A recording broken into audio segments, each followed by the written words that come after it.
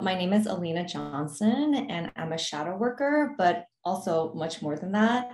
And what I do and what I'm really enthusiastic and jazzed up about is really bringing light and consciousness to your subconscious mind. So everything that gets stored in your subconscious mind from birth to now, traumas, everything in between, how we can bring more mindfulness or consciousness to those belief systems, traumas, and perceptions, so we can live a more fulfilling, more enlightened, whatever that means, life for every individual. And that it will differ for everybody. And I think a lot of people associate shadow work with manifestation and how you have to unblock your shadows in order to manifest the life you want.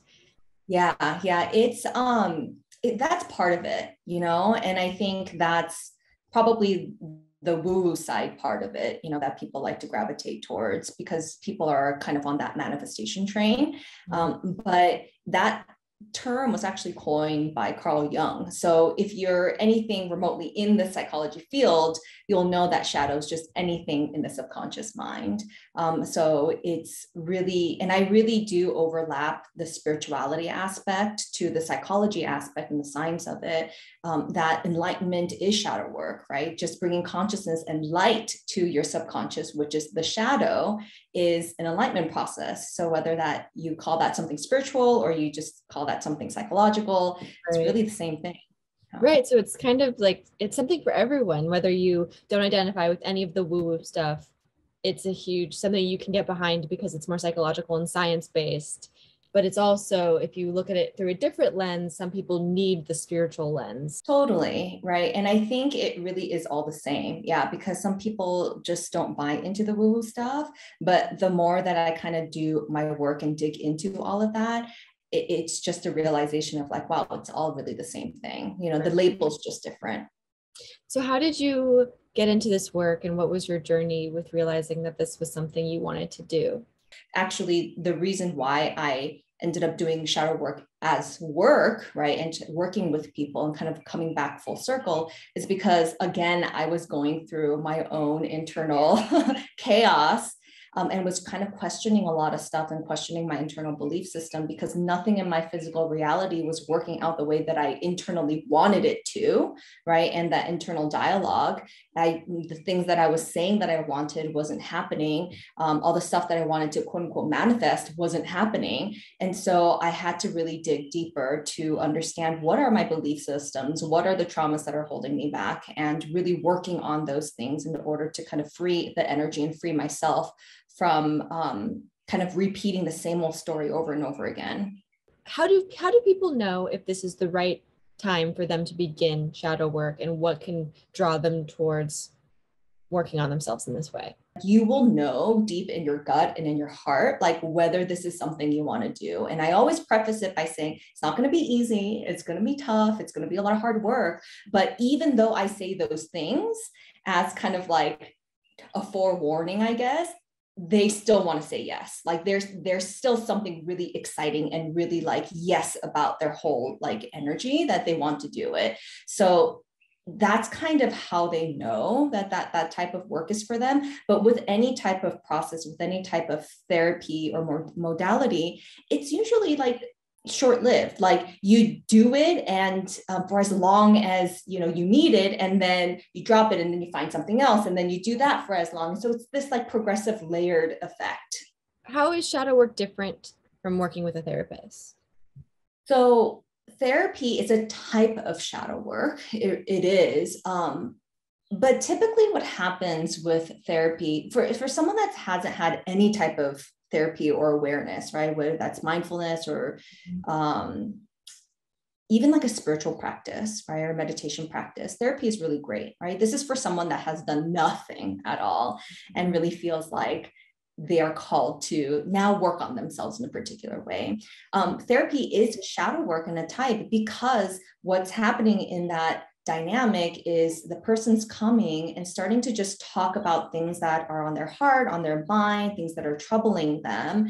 And someone, and the therapist is now a person to hear what they're saying. And a lot of the times when the patient is just talking, they can have a chance to hear themselves out loud. And this is why talking to friends and like family is so therapeutic for a lot of people, because you get to hear yourself and really process what's on your mind.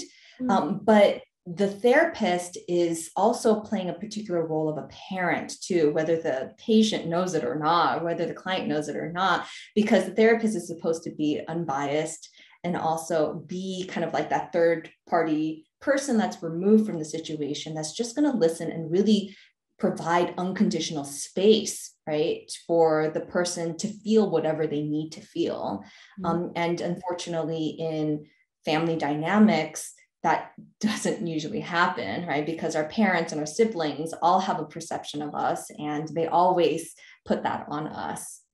So that's for like, you know, the absolute beginner. And then with other types of shadow work, and that can be anything, that can be somatic experience, that can be breath work, that can be yoga, that can be the physical practice of yoga, that can be mindfulness, that can be meditation. It's just really anything that brings the mind back to the self, right? And brings a little bit more awareness and more consciousness to the self rather than constantly looking outside of us, right? Or either the answer, or just constantly focusing on the outside, thinking that that's all there is. Right. And that's such a nice way to think about working on yourself, that it's not like, oh, I see a therapist once a week, so I'm working on myself. It's really so much more than that, and also doesn't have to be that. And I think that when we feel I don't mean to make this binary, but it's either I need help, I go to therapy, or I don't need therapy, I'm just going to do all this other stuff. Or I exercise is my therapy. You've kind of made me realize that there's different avenues that we need to perform in order to tune inward rather than outward, whether that we do multiple different things, like different types of exercise or different types of eating or different types of community building or different types of, you know, shadow work versus therapy, or, you know, even spirituality. There's so many different ways that tools we could use to turn inward to help us grow and move forward and heal, than just like classic talk therapy that some people works for some people, doesn't work for others. And I feel like we need to normalize that maybe therapy isn't the only choice and maybe the right choice for everyone. In what ways does someone feel growth with shadow work? Like, what are some common things that people experience? Yeah. And I guess that question is also like, how do you know if it's working or not? Right. Because at the end of the day, it's like, okay, how do you know something's healed? Right. And I think in terms of, let's say, the emotional, mental, you know, spiritual aspect, you'll start to feel less resistance to something. Right. So let's give an example of relationships, right? Like, let's say a romantic relationship, and let's say a person is deathly afraid of romantic relationships because they got burned over and over and over again, and they were feeling really rejected, right? You know, from the whole process. So that person, you're starting from a place of like terrified, right? Like, I don't want to even get near that person. I'm terrified of dating. Doesn't even want to go on dating apps because it's terrifying, right? When you start working on these things and start to bring light and start to integrate these things, right? What you're really doing is starting to bring harmony of these different disjointed parts that are actually working against each other, right? So we have different parts within us. And you can have a part that desperately wants to be in a relationship, and then another part that says, hell no, we're not going to be in a relationship, because every time we get hurt really badly. So you can almost think of it like two people within your brain. And a lot of the times it sounds like it, right? You'll be like, oh, but I really want to. But then at the same time, you'll be like, no, but don't do it. And you'll hear these voices in your head. And those voices are legit, they're real. And there's different aspects of you. Once you start to integrate them and bring harmony to them and bring awareness between even these two parts, you'll start to notice them actually working together. And so when you, let's say, go on the app, you'll ironically feel like, I want to maybe turn that app on, right? Or even like sign in, let's say you haven't signed in for a really long time. And then you're like, oh, that feels okay. Oh, I actually do want to flip and scroll through things, right? It's the feeling that is kind of the guidance system of whether something is healing or not. Because let's say someone messages you and you're like, wall, right? And you start to feel that I feel anxiety, I don't want to do this. And you start to backtrack. Then there's something there that needs to be worked on, right? And integrated. And that's where shadow work comes into play. You can be like, okay, like what's going on here? What are you afraid of? Where's the anxiety? Asking why is a really great, start of just like why questions. And then once you work through that, and give it some time, you might notice that when you do the thing again, you'll no longer feel the anxiety. You're like, okay, great, I took a step forward. And so it's just that process again and again and again with all these different things. Yeah. Yeah, that's so interesting because you reminded me of an exercise that we did, which was I think it was a limiting belief exercise. And I couldn't figure out what belief it was. And you knew what belief it was, but I didn't know.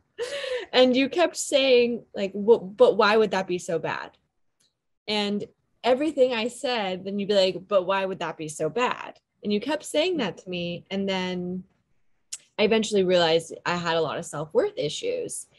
And now it's funny because it's like, I don't even have to go on that journey. I'm like a belief, like whatever, my shadow will come up or a belief will come up and I'll be hit with it. And I'm like, oh, that's that. So it's like the self-awareness has just become so much stronger because of the journey and the reflective practices and the like, honestly, guidance that I've been able to have. But like, you are your own best friend in this journey. So yeah. Yeah, that awareness is so important because whether we heal something ultimately at the end of the day or not, it kind of doesn't matter because these things will come up, because it's such a layered effect, right? So even if we're like, well, I'm done with this, I got it packed away, I got it figured out. Guess what? Something else is going to come up and we're going to be like, oh shit, we haven't actually dealt with it, right? It's another like perspective of it that we need to, in a sense, see. But the turnover time is quicker because you're familiar with it and you'll be like, oh, this feeling is familiar. And so most likely this is a self-worth issue. So you'll know where to go right away. Right. And so the process of actually the integration will be so much faster than it once was. Yeah. And it's so interesting to compare that. And so when you start to become aware of these shadow aspects, right, and even belief systems, your communication gets infinitely better, right? Because now it's not this weird feeling that you're just having, right, that you can't explain. It's, oh no, it's this. And then the person now can respond by saying, oh, wow, I didn't know I was making you feel that way. I'm sorry about that, or whatever solution that you come to. And so that is the key thing also, right? The key variable to having a healthy relationship. Can you, right, really discern and understand what's happening within you in terms of your emotion? And then can you actually communicate that to the person? So whether it's a romantic partner or your family member or a friend, no matter what it is, it's all the same. Yeah, right. So how would this play into sexuality and shadow work with sexuality? Do you see it overlapping a lot? What's your experience? It all overlaps totally. And, I've worked on my own sexuality when it comes to shadow work, and they are very interconnected because a lot of our belief systems and how we view ourselves in terms of a sexual being even is based in a lot of our parents' trauma, right? And so now being a mother, I can see actually how a lot of the parents' trauma around sexuality can be passed down literally verbally too, with the belief systems, but also energetically of just like, oh no, we can't go there, right? I can see how that's actually transferred onto the child. And even though I have a son, it's there, it comes up, and it comes up for me as a mother. And this is regardless of sex too, because we are all sexual beings, at the end of the day, no matter what gender you identify as. And so it it really pulls from that place of like, wow, my own sexuality, you know, and the shadows behind it and the unhealed aspects, it starts to pop up in a lot of different places. And if you don't have a child, then it's in relationships, right? Or the relationship with yourself and how you view yourself. Right, right. That's very interesting to me. Just this whole journey of self-reflection and like learning about yourself and learning about other people and how other people affect you, and just being a person navigating other people sexually or not, interpersonally or not, is so interesting to me. And I just can't imagine going through this life without the gift of self-reflection and the gift of working on yourself, because I mean, there's a reason, right, that you do this work because you want to help people, because there's a gift on the other end of this, right? Yeah. And that gift is almost like just peace, you know? Right. Yeah. Yeah. Not having to fight everything, you know, Right. resistance is really painful, you Yeah. know, and that feeling of resisting life, resisting pain, resisting, you know, a process, you know, it's that if it can be released, or if we can surrender to it as much as possible, that is the grace of life, where we can just flow from place to place. And we all want to get to a place, and I think this is healing, where, you know, in the beginning, you're like, I want to heal everything, right? Let's get to 100% of healing. And then you quickly realize, wow, it doesn't work that way. And then you kind of create flexibility within the healing, knowing that it is a journey. And so we all want to get to a place where it's like, okay, if you can never 100% heal yourself, right? And if you cannot ever 100% get rid of your shadows, right? Or heal your shadows, then what do we do, right? What's the purpose of healing at all? Right. And really the purpose is being able to go with the flow of life.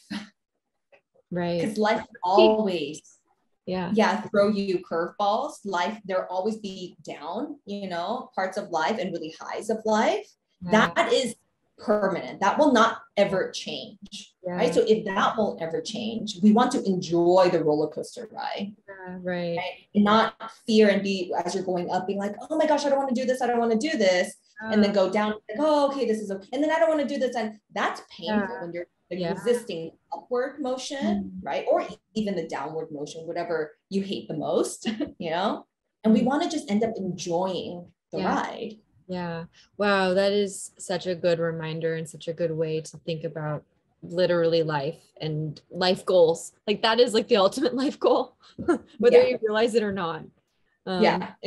I mean, one thing that I didn't mention when we were talking about that topic is kind of like my own like process with my own sexuality. I know I kind of like brought that up a little bit. And how like shadow work is so interconnected with that, you know, like there were moments for me where I had to, and this was all my own, you know, let's say my own doing, because I was noticing that, like when I was being intimate with my husband, like they were emotions that were coming up where I'm like, I know this was taught to me. I know this is very subconscious and I feel it. There's a lot of guilt. There's a lot of shame. There's a lot of whatever, right?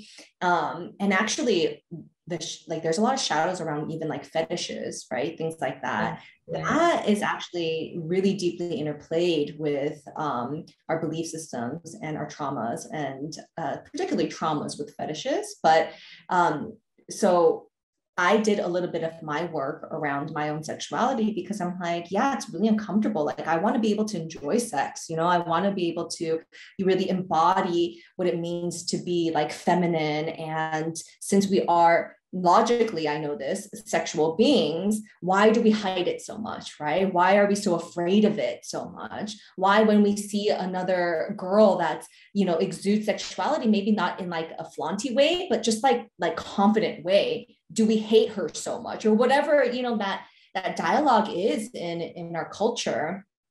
And there was a moment in time when I was trying to unpack that as well, you know, and to understand how that was being embodied within me. And so I did like really basic exercise actually in the mirror, like completely naked, you know, and just like really looking at myself and hearing like what thoughts would come up as I'm like looking at different parts of my body. And I mean, to the most external, as in like my eyes, my nose, my, you know, boobs, my stomach, but then also very intimate, right? In kind of like my labia or like my clitoris, or like I would go, yeah, very deep, because none of us really actually look at ourselves in that way. We're just like, okay, we know it's there, but let's not look and let's kind of ignore.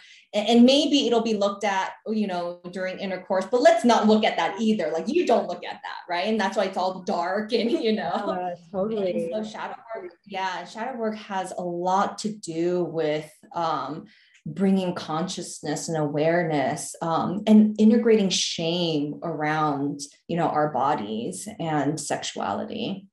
Yeah, what a raw exercise that, you know, I wonder if how it would feel to do